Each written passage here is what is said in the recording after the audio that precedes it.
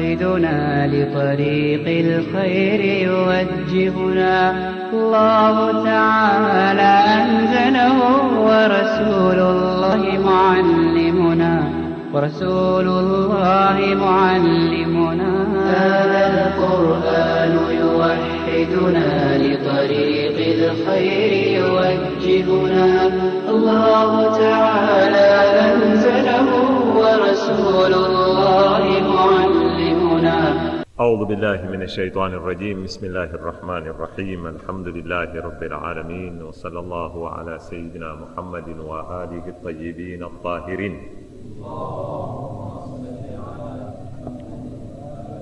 اللهم أدخل على أهل القبور السرور، اللهم أغني كل فقير، اللهم أشبع كل جائع، اللهم اكسو كل عريان، اللهم اقضي دين كل مدين، اللهم فرج عن كل مكروب، اللهم رد كل غريب، اللهم فك كل أسير، اللهم أصلح كل فاسد من أمور المسلمين، اللهم اشفي كل مريض، اللهم سد فقرنا بغناك، اللهم غير سوء حالنا بحسن حالك، اللهم اقضي عنا الدين وأغننا من الفقر إنك على كل شيء قدير.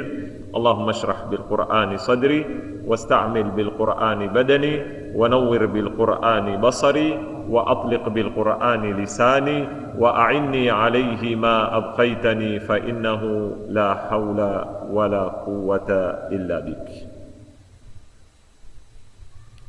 Tulisimama katika kuzieleza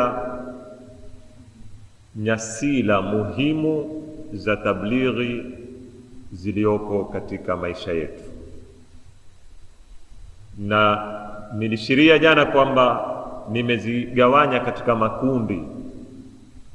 Tukalianza kundi la kwanza tuliliita ni almarakizu walmuassasatu tablighia, zile centers na taasisi za tabligh, na hapa kuna nyingi pia: hauzat, madaris akademia, masajid, misikiti, skuli, madrasa za kidini, marakiz thaqafia, zile wanazoziita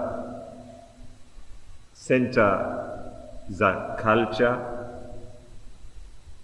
ama pia zile wanavyoziita siku hizi marakizul buhuth, center za research, maktaba. Hizi zote zaingia chini ya unwani al-marakizu wal-muassasatu at-tablighiyya. Tulianza jana kuizungumza hauza, na nikaeleza wakati ninapozungumza hauza na kusudia madrasa za kidini, na nikaeleza kwamba hii ni taasisi ya kwanza ya tablighi na ya kimsingi, bali yoyo ndiyo moyo wa yote yatakao kufuatia baada ya hapo. Zote unazozizungumza, harakati, maktaba, skuli, misikiti, nini, zote moyo wake unaopampu damu ni hauzat. Nikaeleza dauri la hauza kwa ufupi ni kuandaa, ni kiwanda cha kuunda mubalighina, na hapa ndio maana ikawa ni moyo, kwa sababu wale wanaotegemewa wote wana graduate kutoka kwenye hauzat, na hauza ina tarikhi ndefu katika karni 14. Sitaki kuingia mambo, tukiingia ni marefu sana. Leo mabadiliko makubwa yaliyoko katika ulimwengu wa Kiislamu yamemtaliq hauza. Kabla ya kuzungumza Imam Khomeini, hata haraka hii wanaoita leo twaishi katika harakatu tajdid, kwa wale wanaofuatilia fikra za Kiislamu kuzisoma, Uislamu umetembea kama haraka nyingine yoyote ya kifikra, umekwenda kupanda na nini na kushuka. Kuna wakati ulifika katika enzi zake, kafika katika kilele, kisha ulianguka. Mwisho wa dola ya Uthmania, Ottoman Empire, katika mwisho wa karni ya 11 na mwanzoni mwa karni ya 12 miladi. Baada ya hapo magharibi ikapanda. Uislamu uliishi miaka mingi katika ile inayoitwa fatratu takhalluf, kipindi cha kulala. Baada ya hapo kukaja kipindi wanachokiita kipindi cha mwamko mpya wa Kiislamu. Soma kitabu chochote utakacho kinachoeleza harakati za Kiislamu, utapata watu wote wakinasibisha kipindi hiki mwamko wake kwa bwana anaoitwa Jamaluddin al-Afghani. Jamaluddin ndiyo muanzilishi wa mwamko, na akaweza kuwata wanafunzi. Jamaluddin mbali na kwamba yeye alisoma Hauza, akatakharraja Hauza, akaanza kutembea ulimwengu wa Kiislamu kuleta mwamko. Yeye ni Afghanistan, na ndio akaitwa Jamaluddin al-Afghani. Amekwenda Masri, amesomesha, ameata wanafunzi Masri, amekwenda nchi mbalimbali, ambao leo wanaomuita Imamul Mujaddidin Misri, imamu wa mageuzi Misri, al-Sheikh al-Imam Muhammad Abdo ni mwanafunzi wa Jamal Abdul Nasir. Ameathirika kifikra na afwan baina samai wal ardi, yani Jamal Abdul Nasir na Jamal al-Afghani Firauni na ala kulli hal Jamaluddin al-Afghani, al-Imam Muhammad Abdo ameathirika na Jamaluddin al-Afghani. Muhammad Iqbal katika mwanaharakati mkubwa wa Afrika katika dola za Kiislamu za Afrika ameathirika na Jamaluddin al-Afghani. Jamaluddin al-Afghani ni Ibnul Hauza, ni Sheikh, na amezaliwa katika matumbo ya nini, ya Hauza. Ametingisha ulimwengu. Waqi'an vijana wa sasa wanaoinukia, pana haja sana muzisome hizi harakati na muone mabadiliko ya Uislamu. Wale walioyaleta walikuwa na fikra nurania kiasi gani? Wengi hatuwajui hao sisi. Ukija katika masala ya thawra leo inaongoza Irani na injazat, achievement zote ambazo wameweza kuzihakikisha dola ya Iran, ni thawra wulidat fil Hauza. Thawra imezaliwa Hauza, imepikwa Hauza, imeivishwa Hauza, imefikishwa mpaka pale kwenye nyuklia, ikiongozwa na nani? Na Hauza, na madaris dinia. Naam, kweli kuna nchi za Kiislamu kadhaa zina majamiati, zina mauniversity, lakini zimeshindwa university kuwaletea Uislamu mwamko. Zimeshindwa. Kwa nini? Haya ni masuala marefu tukitaka kuyazungumza. Leo angalia mtu ambaye ameuzungusha ulimwengu kitwa chake, Sayyid Muhammad Baqir al-Sadr. Wenyewe wanasema skuli aliata klasi 3 hakuendelea skuli, klasi 3 mwisho akaamua kurudi zake Hauza. Wengine wanasema katika wana historia, bali mwalimu wake wa klasi 3 alimnasihi babake amtoe skuli ile kijana. Mwalimu alimnasihi amtoe skuli, na akamwambia huyu mwana si kijana wa kupotezewa wakati wake kuwekwa kusoma skuli. Huyu atarajiwa ni mtu mkubwa katika ulimwengu. Mtukue Najaf, mpeleke enda akatengenezwe Najaf. Yule akiamini kwamba skuli haiwezi kumuunda, akapelekwa na leo Said Muhammad Baqir al-Sadri, zitabu alizoziandika kwa miaka si leo, katika 70s akiwa na umri wa miaka 19 na 20 na 21. Zitabu zingi ameziandika katika umri wa miaka 18 mpaka 25, zimezorengesha ulimwengu.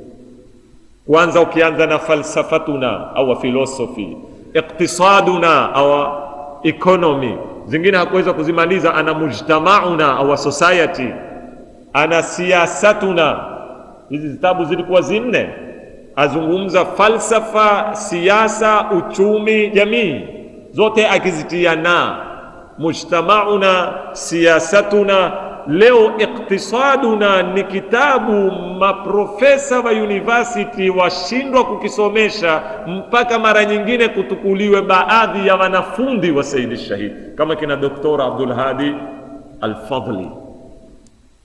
Saudia ilipotaka kukisomesha kitabu hiki katika jamia zake, iliwasiliana na Najaf kuomba mwalimu ambaye amfahamu Sayyid Shahid aje akisomeshe. Ndio akapelekwa Dr. Abdul Hadi Al-Fadhli kwenda kukisomesha kitabu Iqtisaduna, kitabu juzu 3. Baadhi ya wanafunzi na mashekhe kutoka Kuwait, kulipoanza hizi mambo tunaozungumza leo kwetu yamesikilia leo, masala ya benki bila ya riba katika 70s, wakamwandikia barua Sayyid Shahid, wakamwambia Maulana, vipi tutafanya kazi sisi, yale maswali nilikuwa nikiuliza jana, katika ulimwengu wa leo bila ya benki, bila ya mikopo, bila ya interest, kuna mwongozo wa Kiislamu ambao tuweza kufuata? Barua tu alipekewa ya kuulizwa, akawaambia nitawajibu. Akawaregeshea kitabu chenye kurasa zaidi ya 300, akiita Al-Banku la Ribawi fil Islam, yani bank without interest katika Uislamu. Na ametoa nadharia tungu mzima za kuiepusha benki na interest, lakini ipate na faida, kwa sababu huwezi kuipokonya benki. Unajua watu huona mambo rahisi tu, kuiambia benki ondosha riba. Itaanguka benki, itafilisika. Si sadaka tunjaria pale, wewe weke sentri zako urudi upoe mwenyewe, uweke 10,000 upoe 10,000, utukue 10,000 pale ndani. Kampuni kama ile leo wewe tukue kama Gulf ama Kenya Commercial Bank, ina wafanyikazi wangapi? Hulipwa ngapi wale? Bajeti yake ya mwezi ya kuwalipa mishahara wale ni senti ngapi? Bajeti yake ya kumaintain zile ofisi zake na kuzikodisha na mabili na nini ni senti ngapi? Ni mamilioni, ikiwa si bilioni kwa mwezi. Kuzipata wapi zile? Ni lazima uiwekee. Na hapa ndipo watu wengi watakawaelewe. Watu wakiambiwa benki isokuwa na riba, haimaanishi kama watu kwambia umeambiwa kule Gulf kuna riba lakini hutozwa. Sasa lazima utozwe. Hata benki ya Kiislamu itakutoza, wa ila bila ya kukutoza itafungwa.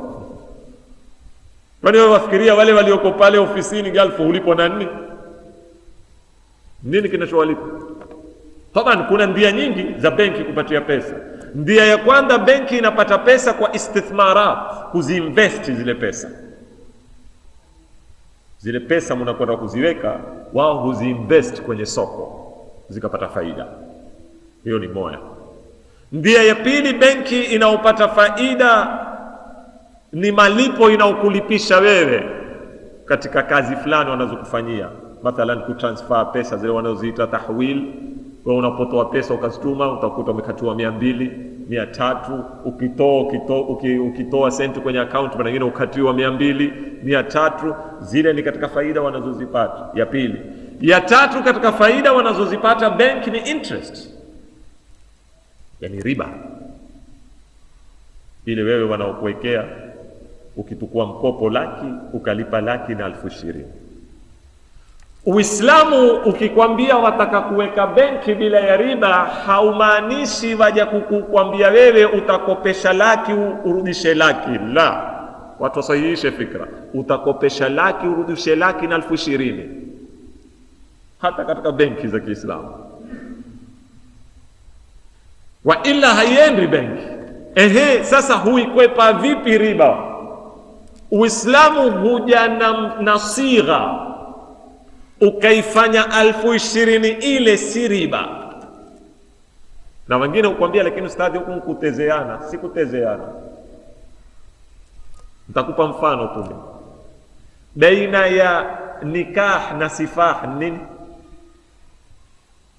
baina ya kunena ule na ule huzini na ule na ule ufanya ibada, wote ufanya kitendo kimoja. Nini? Ni sigha. Ule mwanamume na mwanamke wakapanda kitanda wakafanya kitendo ukanena wale huzini, na huyu mwingine wakapanda kitanda ukanena hao wafanya nini? Tena upata na thawabu tofauti. Ule kule menena zawajtuka, huyu hakunena zawajtuka. Maneno tu yabadilisha kila kitu. Kwa hivyo ile riba ni vipi itasukwa sigha yake. Benki ya kusainisha tutakukopesha laki, utatulipa 120,000. 20,000 ni nini?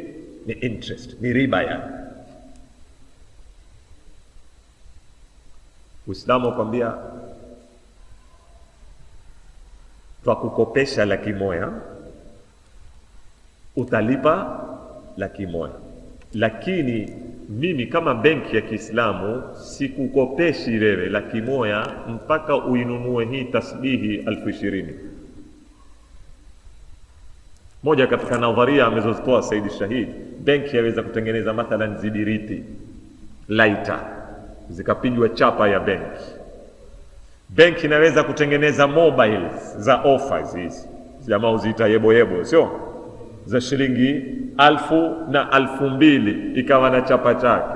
Ikawa katika sharuti ya kuqualify wewe kupata mkopo benki lazima uinunue ile nini? Mobile.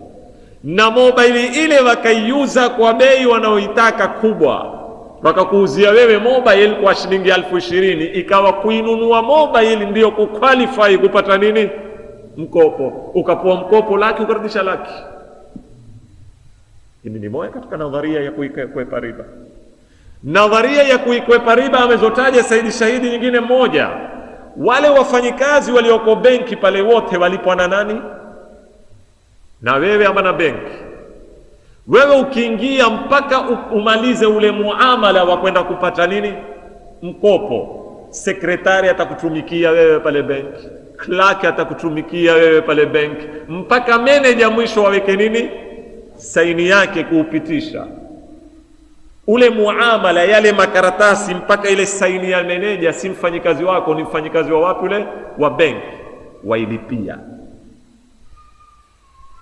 Benki za kuambia fomu hatukupi shilingi 5,000, saini ya manager shilingi ngapi?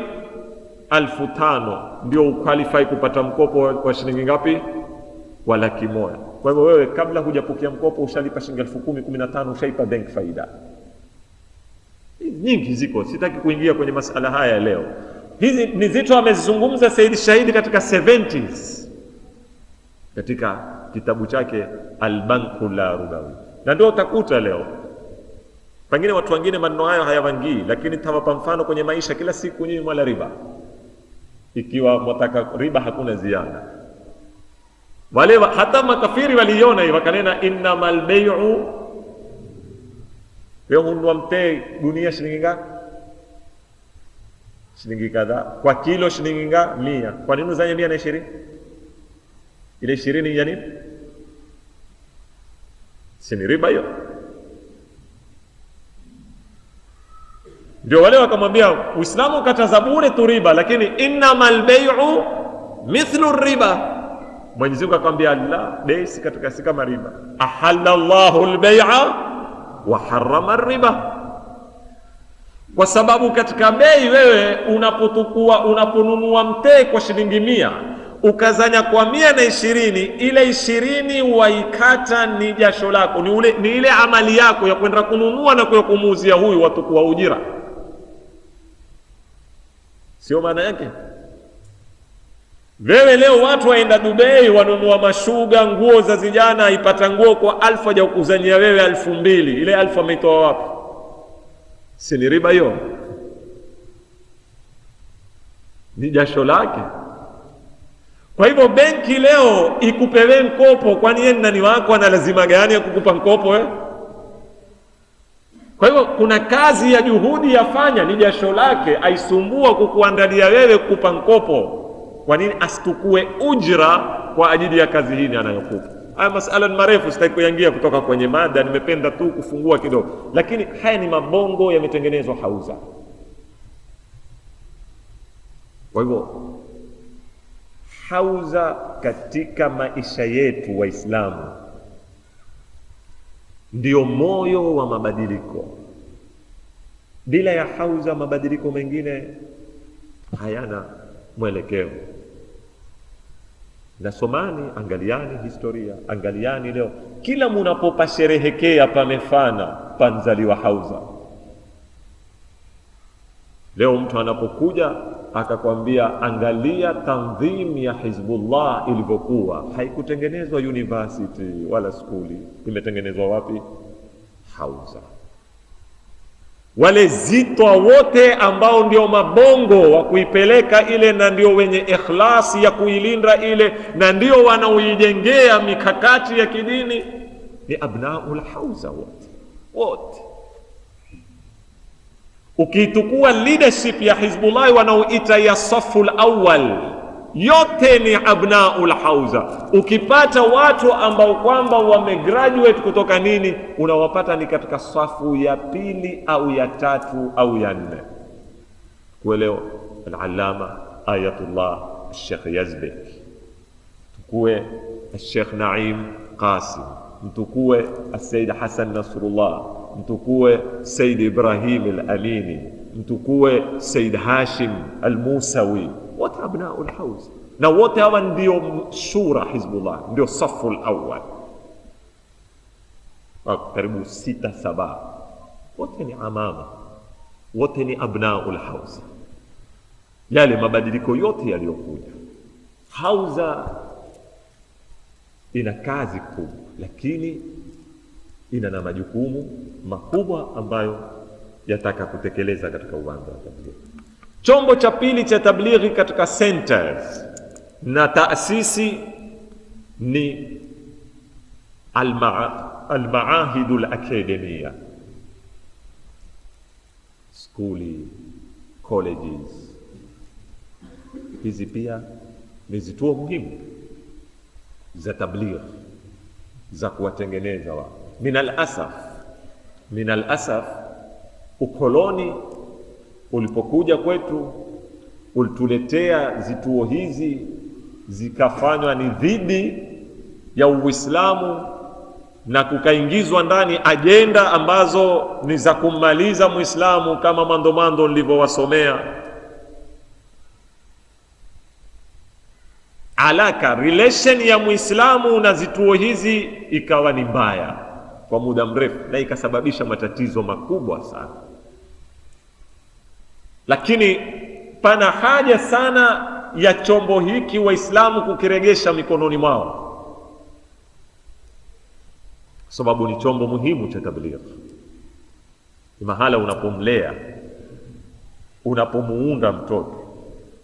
Na wamefaulu sana, wametengeneza strategies za kutupokonya, manake wanatupokonya mtoto katika kumsomesha. Wakaona kidogo hawakufaulu kwa sababu wametuatia nafasi ya kumlea. Wao wamemtukua kumsomesha, wamekuja wametupokonya mtoto katika wakati wa kumlea. Leo mtoto miaka 2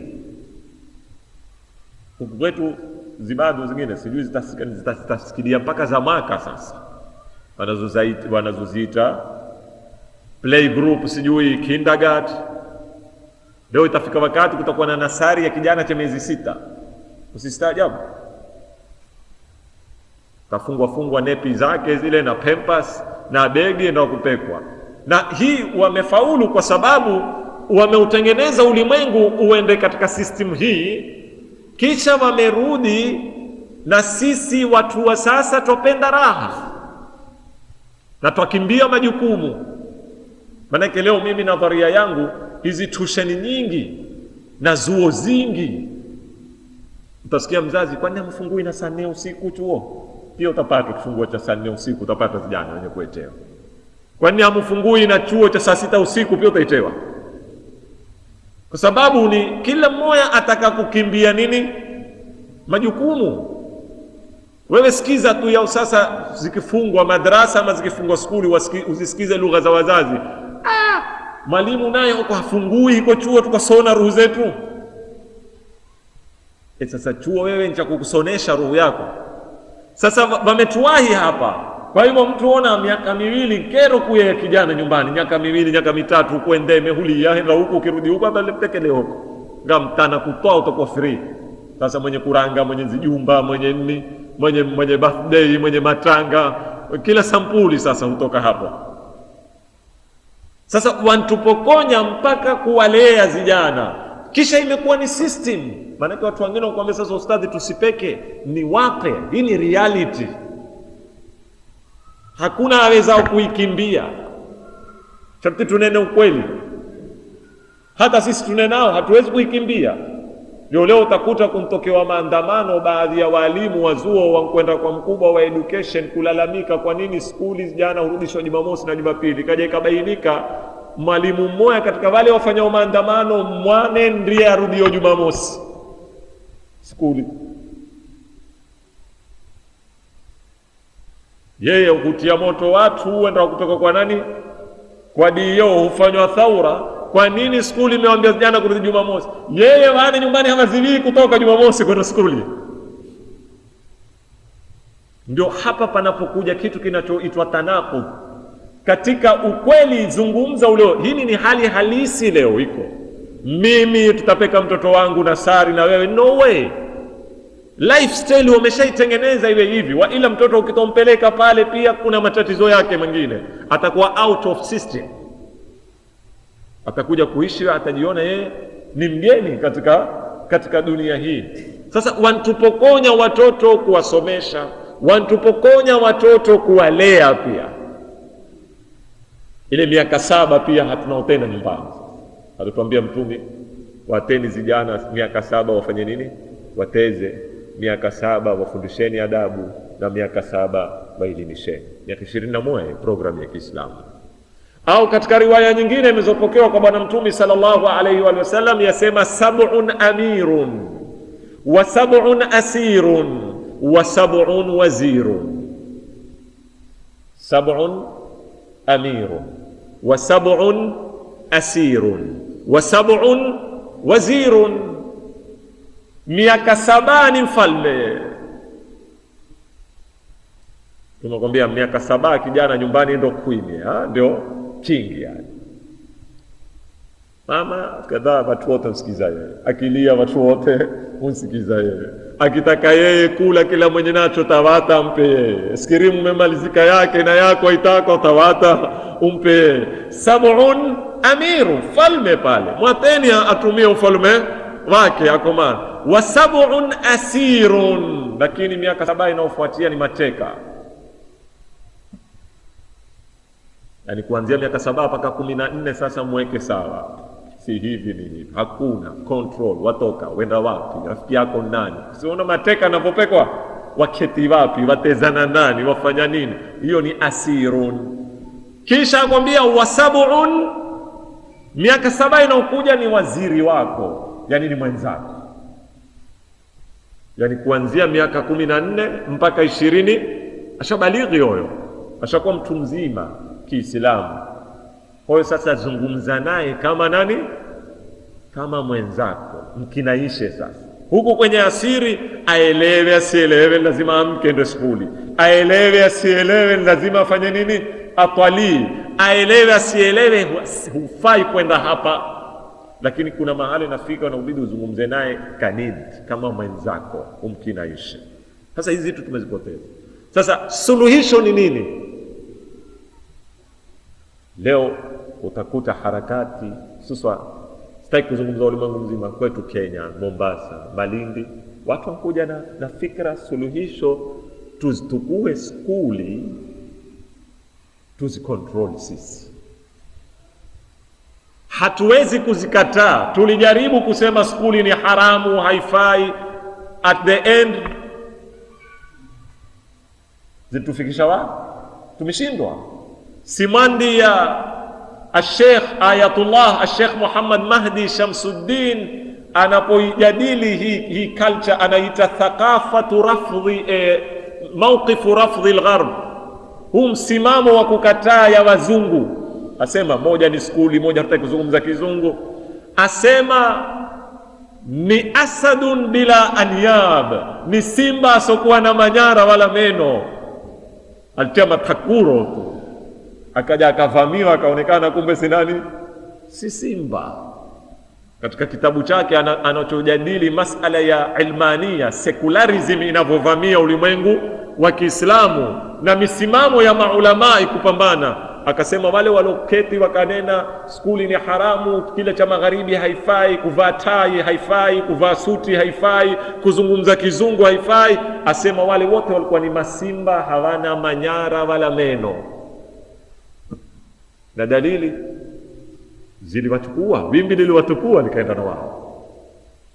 Sasa haya tumeyajaribu, hayakuwa. Why hatuzitukui sisi skuli? Na ndio fikra kubwa leo inaokuja katika falsafa ya integration.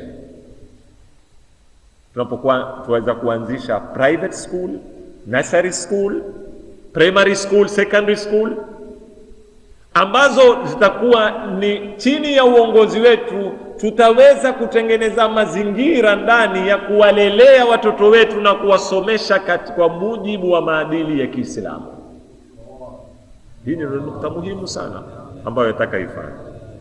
Lakini pana haja kubwa sana ifahamike, watu wengi hapa ndio hukosa, na kukiwa na mistake katika kutengeneza concept kutoka kwenye makosa. Skuli za academy za integration si badali ya hauza. Hapa pafahamike uzuri sana. Najuzi nilizungumza, hazitengenezi maulama. La, safari ya ilmu ya dini safari ndefu, si safari ya kujazwa hiki na hiki na hiki, yataka takhasus. Integration ya mlelea mtoto wetu kwanza, mbali na anachosomeshwa hapa, watu pia hawataki kufahamu, mbali na asomeshwa fiqhi na lugha na nini, kwanza alelewa katika mazingira ya nini, ya Kiislamu. Ikiwa ni mtoto wa kike, hakuna mtu atamkera kwa nini yeye yuvaa hijabu. Atakuwa katika mazingira ya kuilinda hijabu yake. Yale anayofundishwa ya Kiislamu hatoyasoma kwenye zitabu tu, atayafanya practical.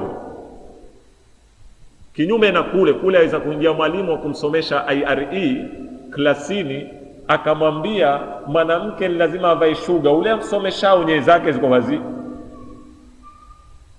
Sasa wewe wafikiria mtoto apokea vipi mambo haya? Mtoto wa miaka 7, 8, 9 afundishwa katika kitabu cha IRE kwamba yeye lazima kuvaa hijabu, lakini yule amsomeshao uvae mini skirt na nini.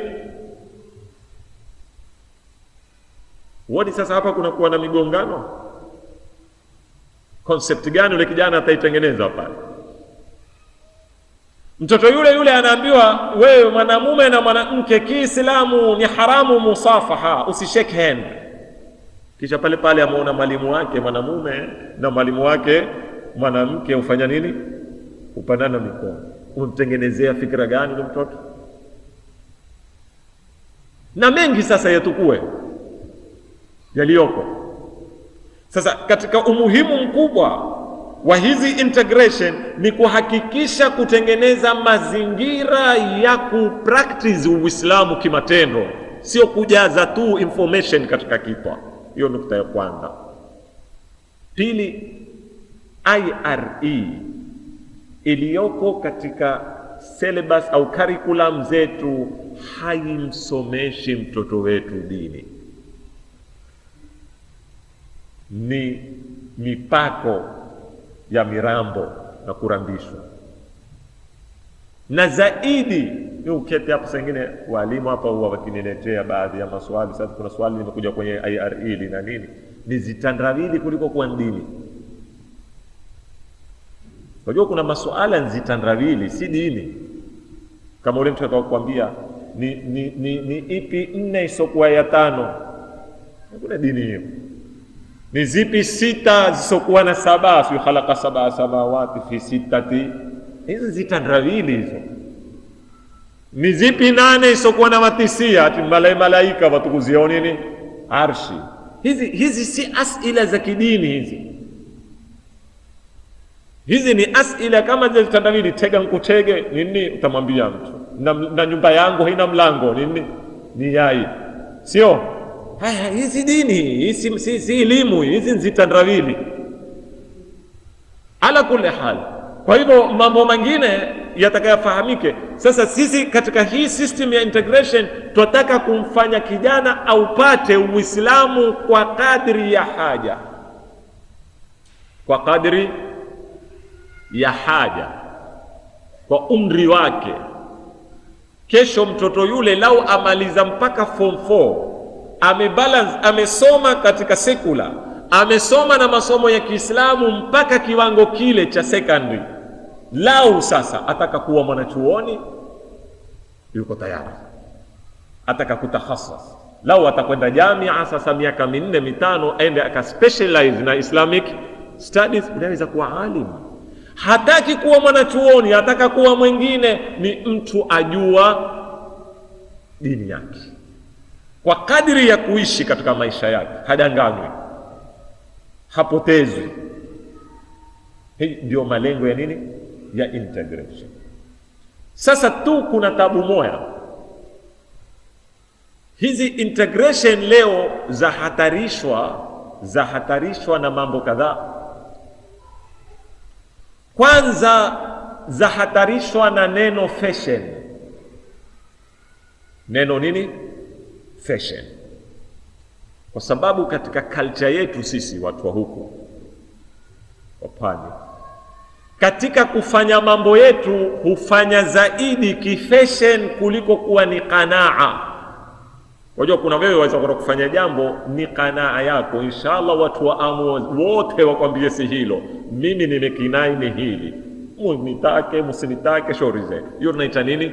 Qanaa. Kuna na wakati wafanya jambo kwa sababu watu hufanya, watu wamo nasi tumo. Wewe mwenyewe personal hujakinai na leo unalolifanya, lakini walifanya ndio fashion. Sasa hizi integration na tahadharisha mimi zisiwe ni fashion.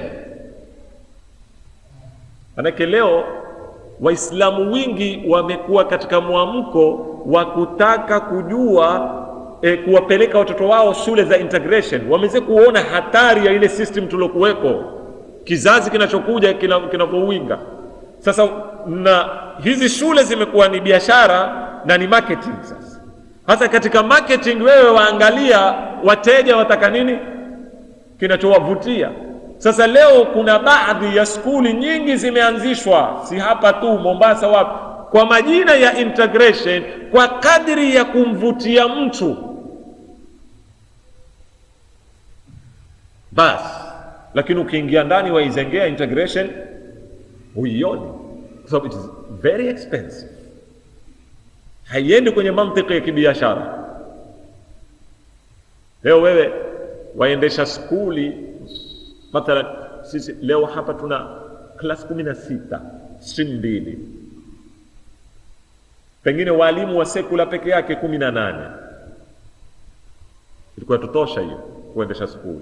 Tuna na walimu wa kusomesha madarasa 13, hao wote wataka mshahara. Na pia twabambanya leo, ukija kwa wale wasimamizi wa upande wa masomo ya madrasa, wanakuja kwa ustadhi, lazima pengine tupate paka 14 15, utakana kama walimu wawili tuongeze. Hiyo ni budget. Wewe wajiendesha klasi moja kwa walimu wawili, mwalimu mmoja wa hili, mwalimu mmoja wa hili. Sasa utaona ajabu, mwambie kuna sehemu kuanzisha integration, uuliza wako wapi walimu wasomesha dini, mwambie ni fulani na fulani, fulani na fulani wanaanza kutoka class 1 mpaka 8. Usomeshwa Qur'ani tu. Sasa hii twaifelisha integration. Kesho tutakuja kutukana wasute kisha. Lakini mimi napenda kuwafahamisha watu pia, Imam Ali alikwenda kushtakiwa na bwana, akamwambia kuna mtu fulani bwana nimemwamini kiasi kikubwa, nimempa senti zangu, umenirusha. Imam Ali akamwambia, tatizo wewe waona ni nani? Akaambia yule si muaminifu. Akamwambia la, tatizo umemwamini ambaye si muaminifu.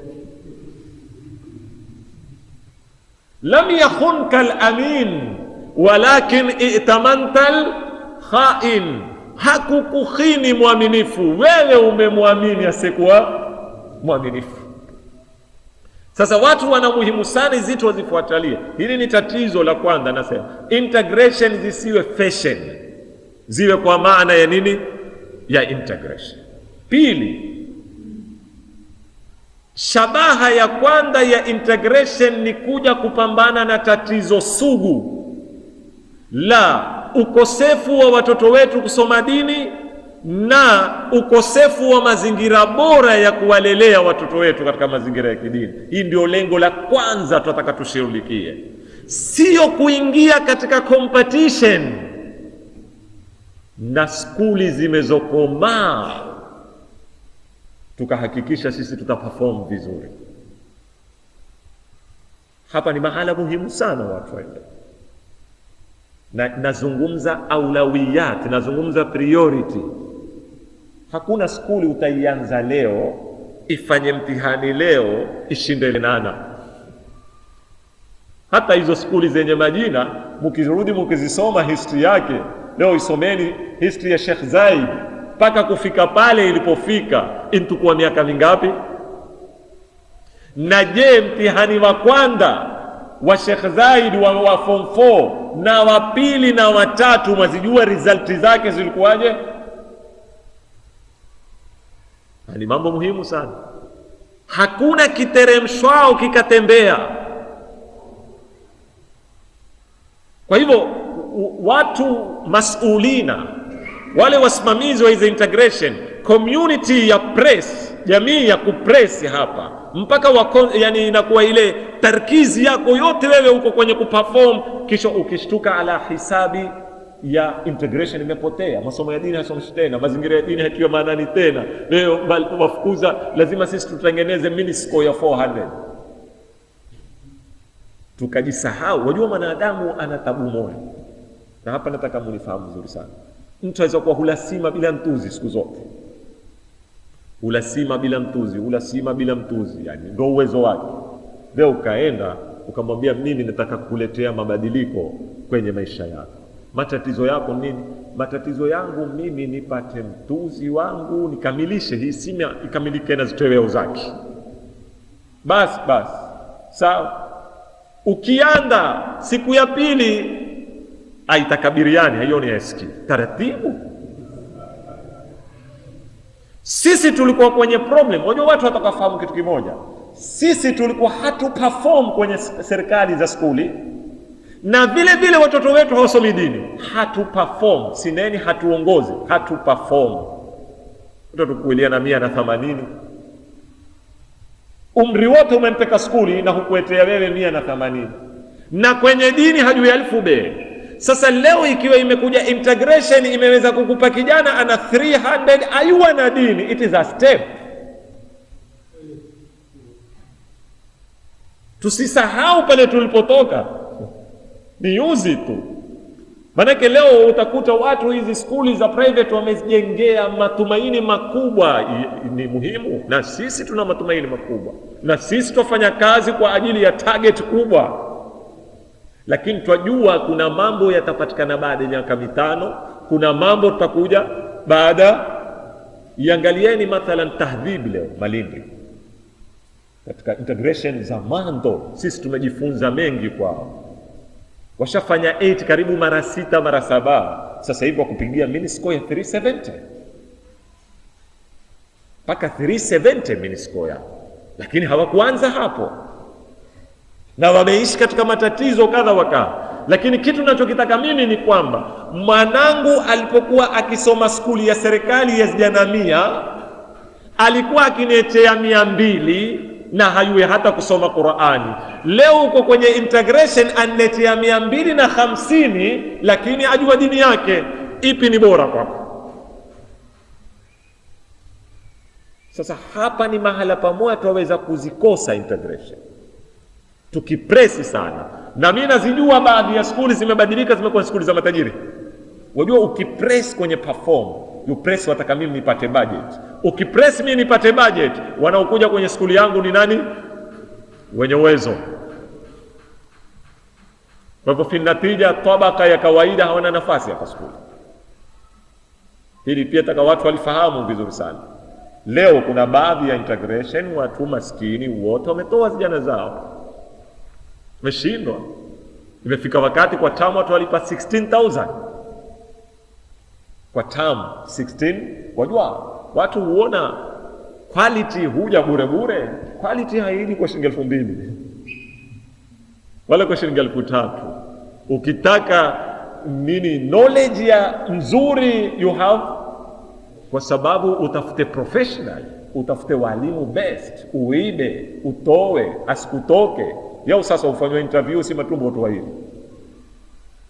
Yao sasa serikali kuitisha sisi huwa matumbo tukata. Tukishtuka tukitoka Septemba tutambe tumekosa walimu 5 6 wamekwenda.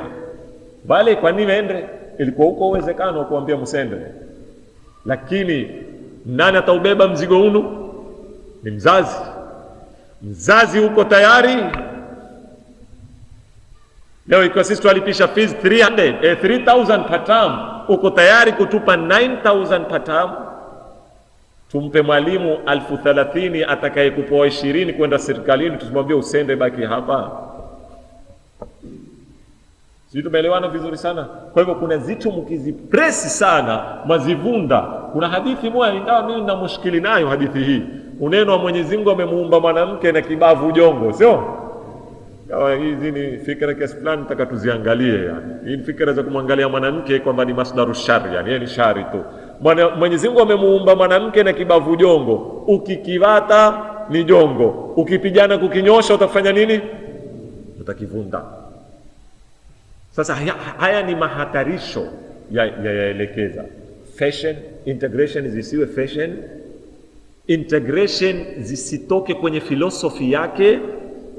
Filosofi yake ni kutatua tatizo la watoto wetu kusoma dini, kutengeneza performance kiasi fulani, si kuingizwa katika mashindano na skuli za juu ambazo sasa hivi zamiliki experience nyingi sana, facilities za kutosha, mabongo professionals za kila sampuli, ikawa wewe wataka kuiweka kitu kimeinuka yana ukiingize na pale. Hapa ni mahala watu watakafahamu. Naam, sijasema ikiwa tutaweza kupata pilau na kichumbari kisilivi, la, lakini kwanza ni nini? Ni pilau. Alhamdulillah, kesho sisi tukiweza kuinua performance, kuinua matokeo yetu ya skuli, fabiha wa neema. Na yako mabongo hapa, na yakipata strategies, kukawekwa mikakati, kukaketiwa, kukapangwa vizuri, kuna vijana hapa waweza kutoa result watu wakastaajabu ulimwenguni. Watu wakastaajabu. Kuna mabongo hapa kwetu. Yataka tu mazingira, culture tubadilishe, majumba yetu yateze dauri yake, skuli ziteze dauri yake, barabara na mpaka mwisho. Kwa hivyo ndugu zangu, leo namaliza hii. Hizi si badali ya hauza. Integration si fashion. Integration si kuingizwa kwenye mashindano yasohusika na yeye. Integration ni taasisi, ni fikra imekuja, ina risala muhimu kwa jamii. Risala yenyewe ni hii niloieleza, kuhakikisha watoto wetu wamesomeshwa dini pambizoni mwa sekula. Tusikatae skuli, tusikose madrasa, tuyapate yote mawili katika mazingira ambayo yatakwenda sambamba na dini zetu. Tutaleleana na Waislamu sisi kwa sisi, na kutengeneza mustawa wa maadili ya kizazi kinachofuatia. Hapa nitakoma. Ilikuwa niingie kwenye taasisi ya tatu, nitaingia kesho ya misikiti. Nimezungumza hauzat, leo nimezungumza integration, madaris, akademia zote kuanzia primary, secondary, na hata kama tutafika kwenye mustawa wa colleges. Na kesho inshallah nataka nizungumze msikiti kama center nayo na taasisi ya tabligh. Jana kuna suala niliwaahidi nitalijibu leo. Ile hadithi yasema kwa ufupi, huyu mwanadamu anapoingia kwenye matumbo ya mamake ile tone la manii, kila baada ya muda ile hubadilika. Qur'ani imetueleza nutfatan wa alaqatan wa mudghatan inna khalaqnakum atwara, tauran ba'da taur. Atwar ndo zile taurul nutfa, taurul alaqa, taurul mudgha, taurul idham. Akifika miezi 6 mtoto ashakamilika au minne, Mwenyezi Mungu hutuma malaika wawili. Hadithi yasema hivyo, wakenda wakamwandikia kila kitu chake, ataishi umri gani, riziki yake, maisha yake, pato lake. Hizi zote hazina tatizo. Ule aliouliza tatizo lake na kama ni muovu au ni mwema. Sasa mimi sitaki kuingia kuijadili hii hadithi ni hadithi sahih au ni hadithi dhaif, kwa mijadala mirefu. Tuitukulie ni hadithi sahih. Kwanza aliyouliza amenekia neno la Kiswahili ni mwema au ni muovu, akiwa yeye ameyafasiri yale maneno ya Kiarabu yaliyoko pale. Maneno yaliyotumika ya Kiarabu ni saidun au shaqi, ambao si tafsiri yake wema na uovu. Kwanza, saada katika lugha ya Kiarabu inakuja kwa maana ya happiness. Saada, amesuudika, amefurahika. Shaqa katika lugha ya Kiarabu inakuja kwa maana ya dhidi ya happiness. Sawa, mpaka hapa tumeelewana? Sasa si lazima kila neno saidi liwe na maana ya Uislamu, na si lazima kila neno shaqi liwe na maana ya nini, ya ukafiri. Kama inavyofahamika, saidun yani kama ni Muislamu huandikiwa pale pale, kama ni shaqi huandikiwa ni kafiri pale pale, kama ni mtenda mema ataandikiwa pale pale. Bal saada anavyozungumza al-allama Ayatullah as-Sayyid Muhammad Taqi al-Mudarrisi, na kwa wale watakao kuisoma waweza kusoma, wakitaka hadithi hii waende wakasome. Kiko kitabu hapa maktaba kinaitwa At-Tiflu Baina al-Wiratha wat-Tarbiya. Mtoto anavutwa na nguvu mbili, kanunul wiratha na mazingira, malezi. Ipi inamuathiri zaidi? Arithi sifa kutoka kwa wazazi wake na mazingira ya nini? Sasa yeye ajadili hapo, kiko juzu mbili. Asema maana ya shaqa na saada. Leo elimu imethibitisha mtoto aweza kurithi maradhi ndani ya matumbo yake ya mamake.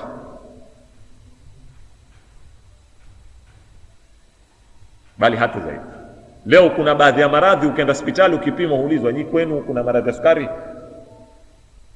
katika wajomba zako, mababu zako? Nini maana yake? Ni maana hurithiwa yale. Sasa Sayyid Muhammad Taqi Mudarrisi asema kuna mambo ambayo ni dhidi na happiness. Mtoto aweza afanyiwa jambo katika matumbo ya mamake akazaliwa kiwete, huyo ni shaqi, hana raha duniani. Sisi tumeelewana vizuri sana. Mtoto leo kwaweza kutokea problem, mama akashindwa kula baadhi ya ziungo muhimu na vitamin muhimu anazotaka kula ndani ya matumbo wakati ana mimba. Mtoto yule akazaliwa anapunguani mpaka katika masala ya dhaka ya ufahamu wake, likawa ni buibuibu yao, halielewi zuka zile zina alaka na nini, na wiratha na zitu alizokuwa akila, upungufu wa maadini fulani alokuwa akila. Ile ni shaqa, na yaandikwa wapi? Kwenye matumbo ya mama. Sasa Sayyid Muhammad Taqi au Sheikh Muhammad Taqi falsafi asema, kwa nini tumejifunga kwenye msamiati wa saada na shaqa kwa maana ya ukafiri na nini na Uislamu, na baada ya elimu leo kuja kututhibitishia kwamba mtoto anaweza kusababishiwa mambo mingi katika matumbo ya mamake yanayosababisha kuzaliwa yeye ni shaqi, na aweza kuzaliwa ni said. Mama akijipinda, akala vizuri, akala vitamin vizuri, akamtengeneza mtoto ule mzuri, mtoto ule atazaliwa akiwa katika siha mzuri, akili kali. Hizi tu zina alaka mpaka na chakula, katika kula. Al-aqlu salim fil jismi as-salim, na akawa mtoto ule atakuwa ni said katika maisha yake kwa sababu alivyotengenezwa katika nini, matumbo ya mamake. Nafikiri tumefahamiana mpaka hapa. Sasa hapa kwanza napenda murakiz katika hadithi hii kwa wale watakao kuisoma wajue neno lilotumika ni saidun na shaqi, si muslim na nini na kafir. Na neno saada na shaqa linamaanisha nini? Walhamdulillahi rabbil alamin.